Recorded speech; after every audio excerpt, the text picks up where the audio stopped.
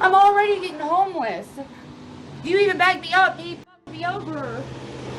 Somebody do something about that. What are you talking about? This is not right. You gave me the court date.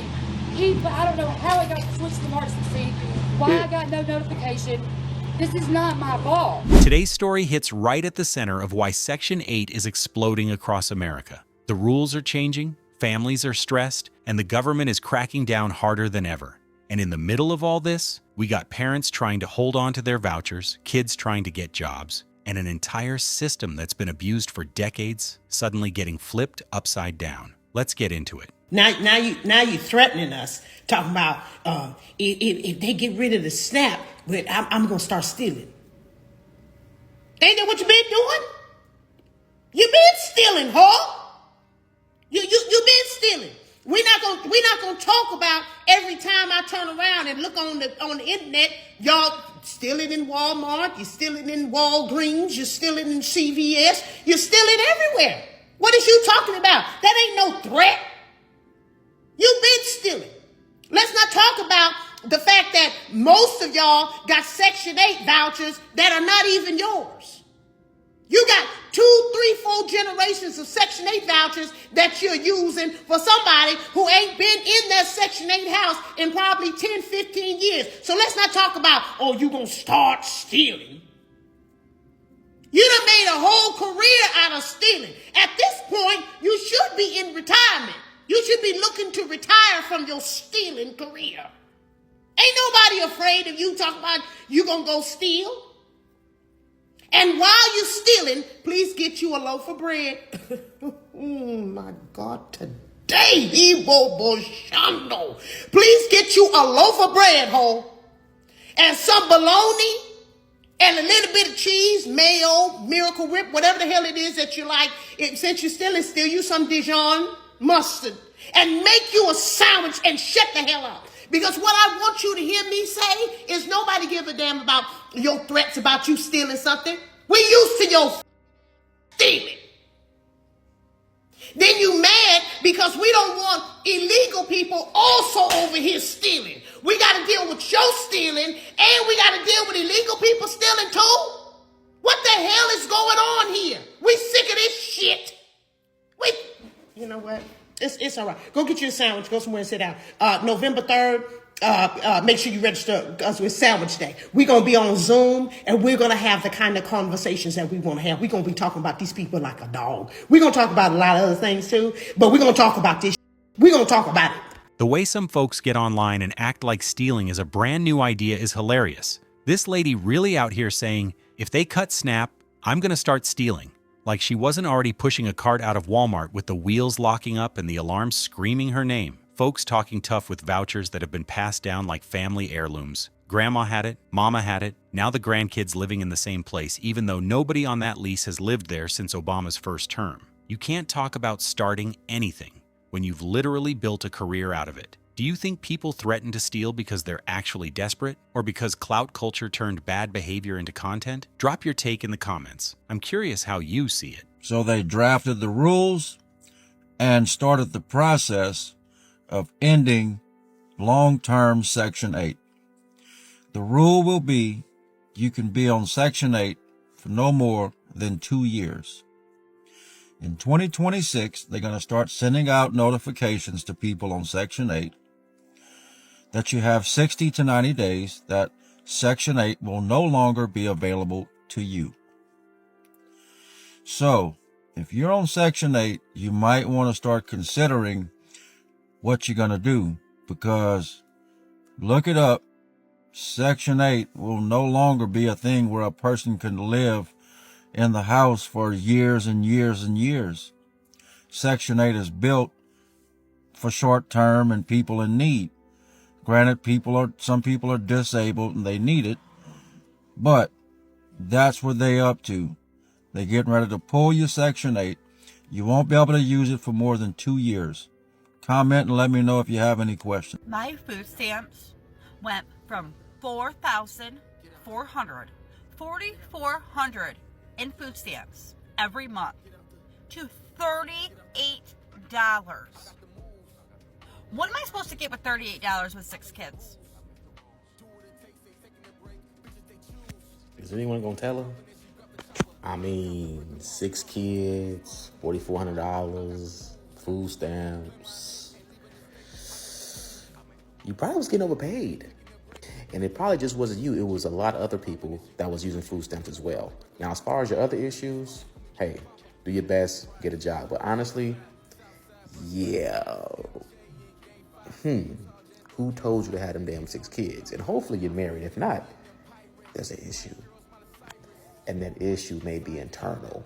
Going from $4,400 a month in food stamps to $38 is brutal. I'm not gonna lie. But if you were getting $4,400 a month for food with 6 kids, you had to know that gravy train wasn't gonna last forever. 6 kids, 0 plan B, and a lifestyle built around permanent government help is not a strategy. It's a gamble. The government is not your co-parent, and food stamps were never meant to be a 20-year life plan. Yeah, the system is messy and inconsistent, but at some point you've got to look in the mirror and ask, why did I build a whole life assuming taxpayers would feed 6 mouths forever? Get mad at the cuts, sure, but also get serious. Job, side hustle, child support, downsizing, something. Because this isn't just about, what am I supposed to buy with $38? It's about why you let your entire family's survival hang on a benefit that could disappear with one policy change. What do you think? Should the government warn families months ahead before making cuts like this? Or is it on the parents to build a backup plan? If you're on Section 8 going into 2026, you need to start preparing for what I think is coming your way. So going into 2026, half of the Section 8 programs across the country are already in a shortfall status, meaning they're not going to receive enough funding to cover the cost for all of the vouchers that they're currently administering. With funding for Section 8, what that means is you're not going to have new vouchers being issued from the majority of waiting lists. You'll have a lot more housing authorities going into a shortfall status, and so you'll see housing authorities having to take cost-cutting measures to reduce their expenses. And what I mean by cost-cutting measures is changes in policy that will result in tenants paying a higher portion of their income towards their rent. These policy changes generally come in changes of payment standards, and it also generally comes in changes in the way that your voucher size is determined. Housing authorities also will stop allowing residents to port their voucher from one jurisdiction to another jurisdiction, unless under certain situations where you're trying to move to will absorb your voucher. It's a technical thing, but it's going to become more difficult for you to take your voucher, say, from, Salt Lake City and move it to Los Angeles. It will also affect landlords. Landlords should be prepared to expect lower HAP payments from housing authorities and more rent having to be collected from tenants as these policy changes are enacted. So as a resident of Section 8, what can you do about it? Well, my recommendation is to make sure you're in an appropriately sized unit that matches your voucher size. That is the key to minimizing impacts of potential increases in your rent responsibility. Y'all, lady just received 10 years for lying on her Section 8 application. Lied. Now, don't ask me how she did it, but she was on Section 8 for 3 years before they caught on to her. This woman done got 10 years. Now, imagine lying to provide a stable environment for your kids. Just to provide a stable environment for your kids. And now you can't even be a part of your kid's life. Y'all, I think more people should be disciplined for lying on paper. Stop putting yourself in situations where you have to be taken away from your kids. It's like people was going to go get them stimulus checks. It's like people was going to go get lying on a food stamp application. That's a federal crime. Lady, you lied on your Section 8 application in order to get a place to live, and now you have to go spend 10 years of your life in federal prison? Y'all, this is heartbreaking, man. It's too many women out here, man, single as it is, and the fathers is absent. Y'all let me know what y'all think about this in the comments. 10 years is a lot of time, and yeah, it's heartbreaking that those kids are now basically growing up without their mom because she lied on paperwork trying to secure housing. But this is exactly why people need to stop treating Section 8 and government programs like they're some harmless little hack.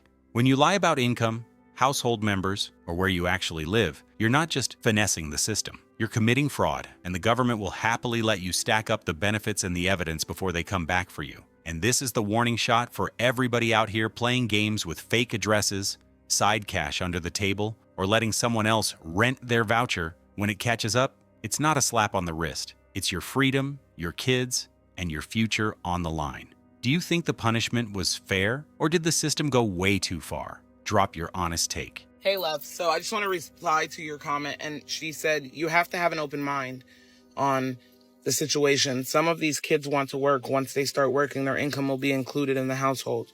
Why not let them save money and go to college? The problem is most of these kids aren't going to college. Section 8 has caught on. So they're like, what do we just let people mooch off the government? The problem is I have, and I respect everybody's opinion. Thank you for saying this. And I do think that sometimes the system can be faltered and faulty, but it's very small. It's very, very small. The real question is, why has your mother been on Section 8 for 20 years and now you want to get a job and go to college and she doesn't have a mortgage on a house? Section 8 has a home buyers program, a homeowners program, where they put your money in escrow. They match they have so many programs for you to actively get them. And then this is what else they do too. They make you pay 30% of your mortgage for like 2 years or something like that. I think it is. Don't quote me. So they would still help you the first 2 years of your house that you're in your new home. You're still paying 30% of your income for more. So this is what I'm saying. People are comfortable there. It's bigger than that. So what the government's doing is like, we're not making people comfortable. They do that so that people aren't comfortable. If you're living in your parents' house at 22 years old and you're like, damn, I got to kick out $600 a month for this shithole, and that doesn't encourage you to get the out of there, then there we have it. It's too many people doing it wrong than doing it right. That's why Section 8 has come in and made all these different stipulations and rules. And it's unfortunate because I think if the kids are going to college, whatever, cool. They're not in the household, so they're not taking from their income. But if they are going to college, I think that there is some sort of stipulation. I'm not really sure, but the problem is there's more people doing wrong than right. Like I said, by the time your kids go to college, if you've been on a voucher for longer than 15 years, you had ample opportunity to buy a house. I believe Section 8 matches your escrow. I believe they help you with it. So there's just so many programs out here. So rather than just stay with your rent being adjusted to 30% of your marginal income, why not try to buy a house? That's what I'm saying. She's acting like the real problem is kids wanting to work, not the fact that some adults have been on Section 8 for 20 years without ever using the homeowner programs, escrow matching, or any of the pathways the program literally offers to get people off assistance. And she says it herself without realizing it. The kids aren't the issue. The long-term dependency is. Section 8 was built to be a stepping stone, not a family heirloom passed down through generations while everyone stays comfortable paying 30% rent forever. The government finally caught on, and now the new rules are forcing responsibility because too many people treated the program like a lifestyle instead of a lifeline. If a grown adult can stay on Section 8 for decades while their kids grow up and start their own lives, maybe the real question isn't, why do the kids want to work? Maybe it's, why hasn't the parent built anything in 20 years? And do you think Section 8 should have time limits? Or is long-term support necessary? Drop your take. I want to see where people stand on this.